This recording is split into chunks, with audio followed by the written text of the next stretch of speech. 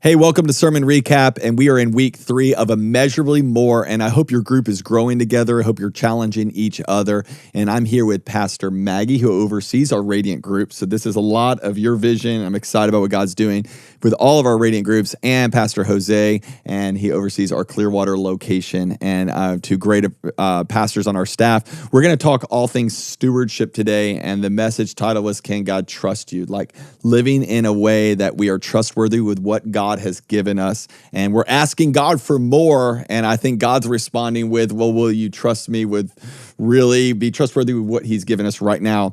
And we started this whole message with the idea that God's trustworthy. So, when you think of this idea of God being trustworthy, what comes to your mind?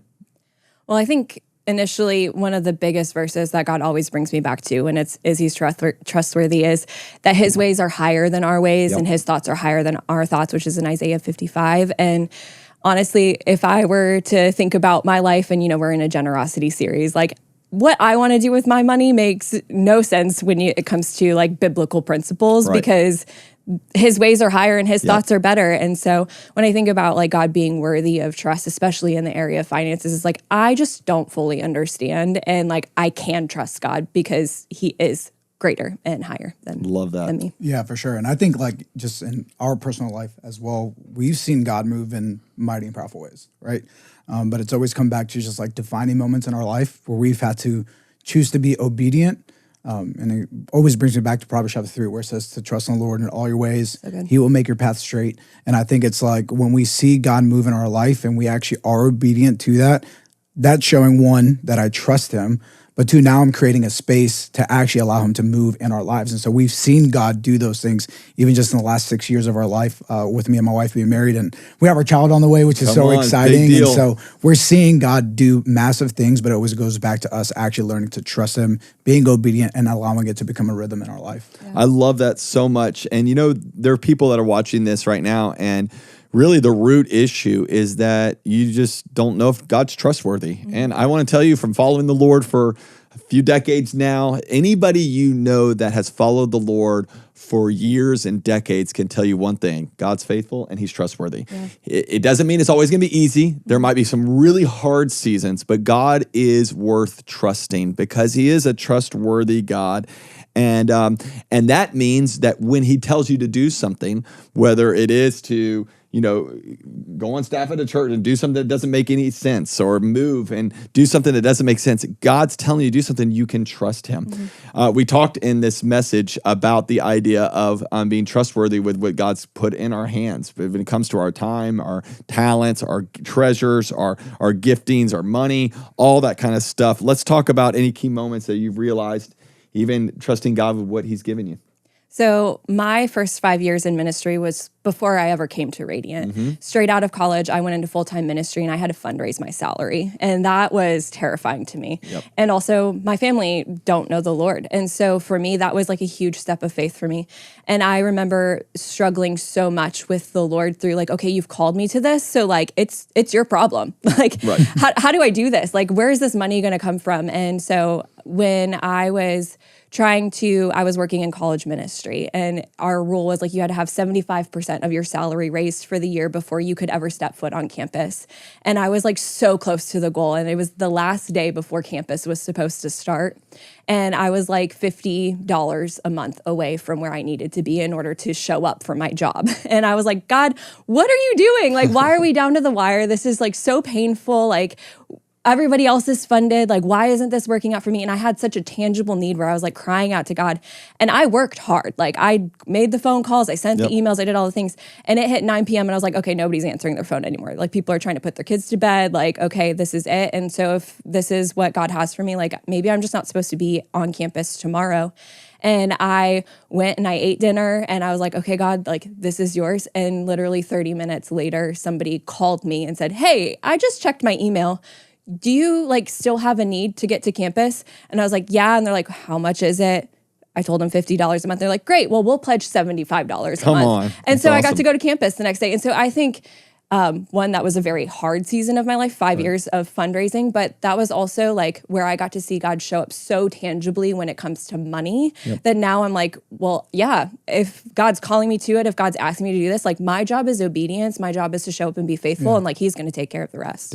He does. Yeah, for sure. And I think in our life, like just thinking through the last 6 years of our life. So a little bit about our story is, I was in full-time ministry, but then felt the call to go into the military. So I did that for 7 years, right? I knew I was called back to full-time ministry, but we didn't know what that looked like. And so 6 years ago, me and my wife, we decided to move back to Tampa, got a part of the church, and we just started being a part of the church. And eventually the Lord opened a door for us to actually be on staff at the church. And it was either re-enlisting in the military, which comes with its benefits. Things are great there, or taking a risk living in South Tampa, which if you know South Tampa, it's expensive to live there. And we're like, we don't really know what we're going to do, but we just kind of like what Maggie said, we became obedient. And so we've like been able to just learn that in our lives to become obedient, to say yes when God asks us to do something. And now, we own our first home, which is amazing. We love living there, which is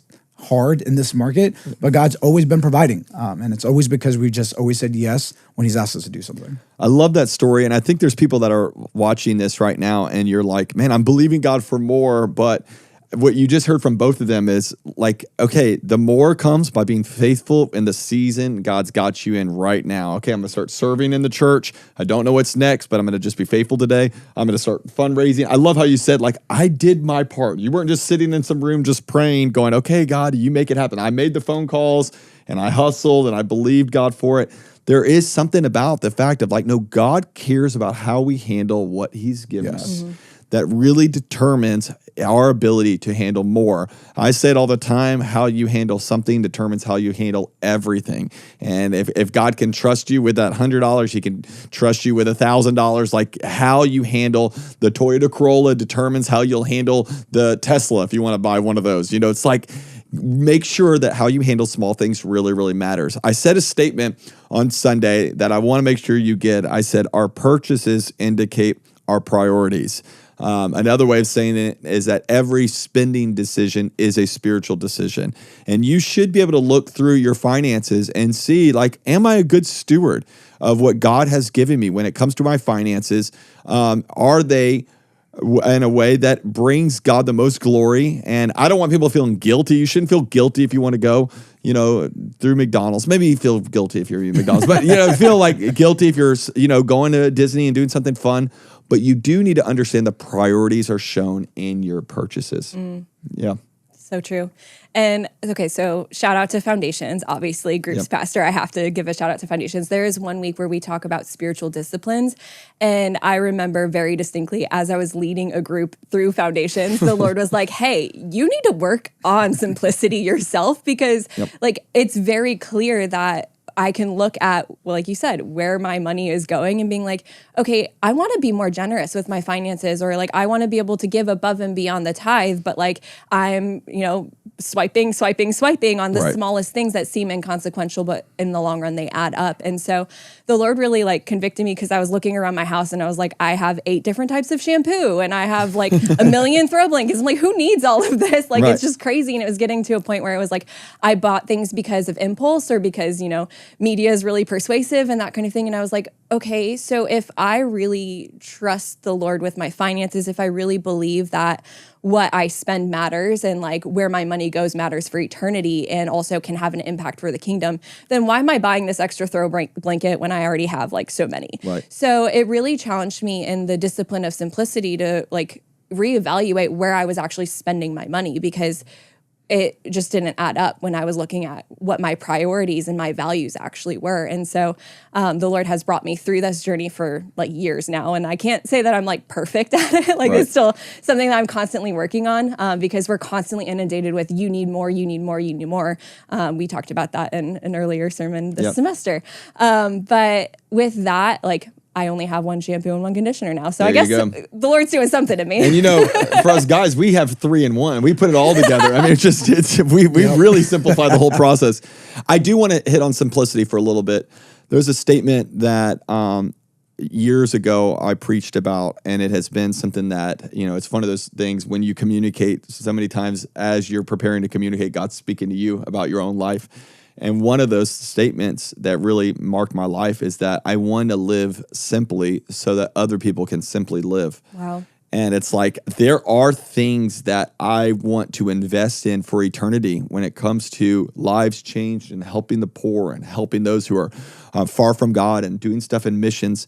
And I realize that there's going to have to be some sacrifices that are made. And this is not popular preaching, because of so much of your life is immeasurably more. There's more boats for you and more houses and more vacations. And we love that. And I do think God blesses us with so much cool stuff.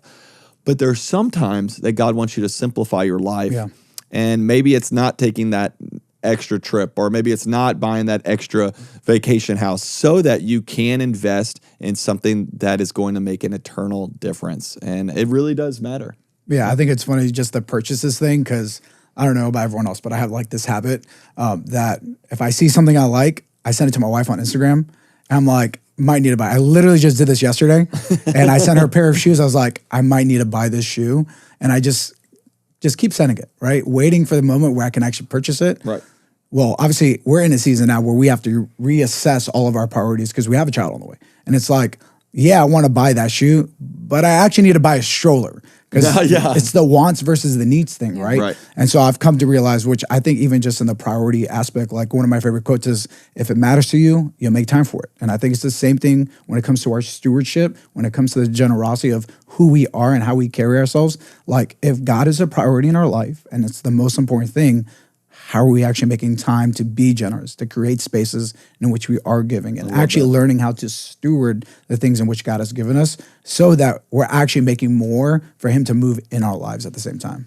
I'll tell you what my wife and I have been doing, and Katie challenged me with this. And so she says throughout the week, if she needs something or whatever, she'll write a little list, but she won't go on Amazon at all. And she'll finally and she does one afternoon, one day a week. And she's like, in the afternoon, I'll go through the whole list and I'll figure out, is it actually needed? That's so good. And I give one time throughout the week to do this stuff, because she's like, I'm not going to spend my entire week just scrolling. Oh, what do I need? Look at this. Look at this new thing. Oh, man, I saw this online.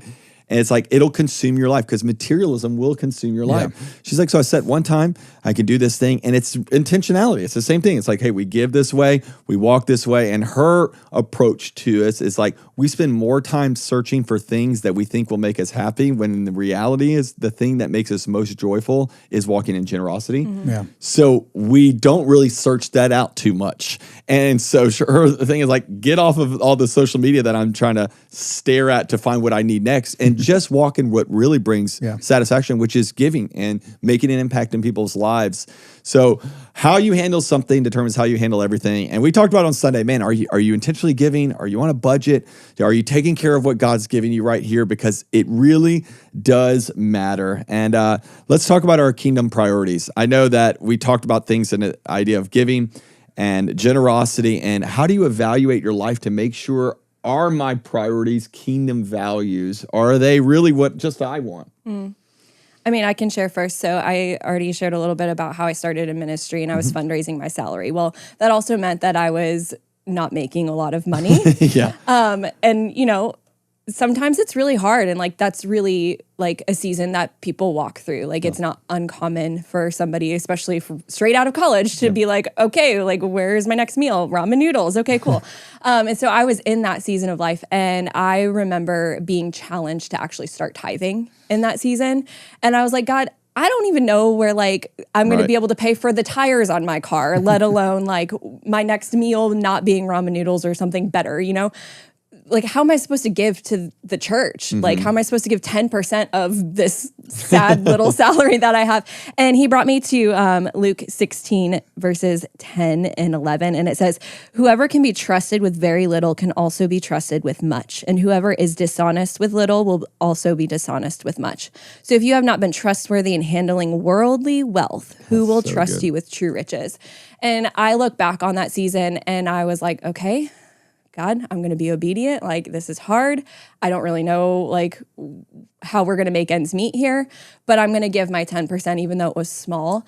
And now I can look back and see every single time that like I got a pay raise and I increased my tithe or I started giving above and beyond my tithe. The Lord has been so faithful and so good to continue to increase my actual salary that like he's taking care of every need. amazing. And now I'm like, okay, great. I'm living on a budget, but it's because I want to live on a budget in order to be generous. Love that. So yeah, Yeah, God and is I good. think kind of just like to even get there, it's like, at least in my life, the things that I've done, and we talk about it all the time here already. It's about being on a Sabbath, right? Yeah. I think for me, the way that I've used it is that it's helped me kind of just refocus, kind of just make sure that everything I'm doing in my life actually aligns to God, like the things He wants to do. Because the reality is that like we are so consumed with the world, the things that we got to do, the things we got to pay, the things that we have to make sure is happening, that we're thinking about ourselves and our lives instead of what God wants to do in our lives and through our lives. And so I think just with the Sabbath itself, it's helped me to kind of just realign and refocus to the things that God actually wants me to do with the things He's given me, with the money He's given me, the finances and the stewardship, so that I'm not just wasting it on things that actually won't make an internal impact in the things in which He's calling us to do. Yeah. My challenge is, as you are on this spiritual journey and this growth journey, is evaluate what God has put in your hand right now. I mean, when we think of the story of the boy with his 5 loaves and 2 fish, you know, it's like, of course, we want more in our hands, but what we understand is that little in the hands of God can do much. And when I think of your life, I want you to know that God can do significantly, immeasurably more through your life than you can ask, think, or imagine. But it starts with you being faithful with what God's put in your hands, with the calling He's put in your hand, the influence He's given you. I think of Radiant 12 years ago. You know, it wasn't multiple campuses. It wasn't even multiple services. It was just Katie and I, a small team, and in a rundown, dirty dollar theater that was voted the most haunted place in Tampa Bay, by the way. And yet we went in there and we loved it. We were so happy with what God had given us. And I think that contentment with what God has given us and the stewardship of it is what brought the multiplication in our lives. And it's the same with your life. It's the faithfulness in the salary that God's given you right now, faithfulness in your giving, faithfulness in your time, faithfulness with the friends that God's given you. Watch how stewardship really matters. I ended the message, and we'll give one last challenge with the idea that you might not be trustworthy right now, but you can be. And your reputation can change. Even your attitude can change. And you go, well, I haven't really been good at this in my life. You can be. Give them a quick challenge before we go. Yeah. So if you're not sure what to do with your finances, my number one challenge would be to go through Financial Peace University. So again, another group's shameless plug here. Yep. But it is a great way to look at how to look at money from kingdom principles and also how to get out of debt and be generous and all that kind of stuff. So that's one like practical way to do it, but then also just Malachi 3:10, you know, we talk about it when we talk about giving, but it says, bring the whole tithe into the storehouse that there may be food in my house. Test me in this, says the Lord Almighty, and see if I will not throw open the floodgates of heaven and pour out so much blessing that there will not be room enough to store it. And I just love that passage because God actually says, please test me in this, which is the only passage where He says that. And so when it comes to money, like there can be so much fear and like concern about it, but our God knows, and our God is Jehovah Jireh, and like He can provide all of our needs. But at the end of the day, like He's saying, do this. And so it's a matter of obedience. So just start. I love it. Yeah, I think you said it in the message. It says, being a steward isn't just something you do, it's who you are. And I think in like today's society, we want to be better parents. We want to be better leaders. We want to be better owners of things. And these are things that we are trying to gain knowledge in, grow in, learn in. And I think it's the same thing in stewardship. Like you can become a better steward. You just got to learn more. It's not just about managing resources or managing money. No, it's like learning how to be a better kingdom steward of the things that God has given us. And you can grow into that. All you have to do is be obedient and trust in God and start somewhere, which is exactly what Maggie said. Like you got to start somewhere, be consistent, and I think that God can actually move in your life. And I would challenge you, even in your group, man, challenge each other. Like, how are you doing on your stewardship? How are you doing on stewarding the time you have, the job you have? You're like, well, I believe in God for more. I'm my next career, but are you faithful in the one God's giving you right now? And stewardship is everything. How you handle something determines how you'll handle anything. And if you won't be faithful in the small, God will never give you the more. And we're believing through this series, you're going to walk into immeasurably more. How do you do it? You start with what God's put in your hand right now.